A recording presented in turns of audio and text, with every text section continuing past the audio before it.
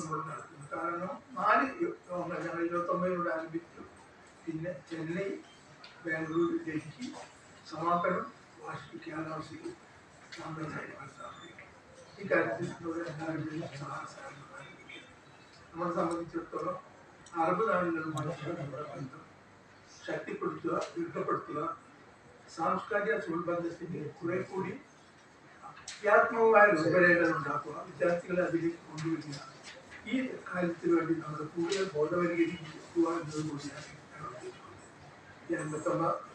ഈ 29-ാം തീയതി അലകാപുരിയിൽ നടക്കുന്ന പരിപാടി വിജയിപ്പിക്കാനും ഇന്ത്യയുമായുള്ള സുബന്ധം ശക്തിപ്പെടുത്തുന്നതിനുള്ള പ്രബന്ധങ്ങളും അസംഗങ്ങൾക്കും കൂടുതൽ പ്രാധാന്യം നൽകുന്നതിനും കഴിഞ്ഞ മുൻകാലങ്ങളിൽ പത്രക്കാർത്തികളുമായിട്ടുള്ള സഹായ സഹകരണം ഇതിലുണ്ടാണെന്ന് അഭ്യർത്ഥിക്കാനും.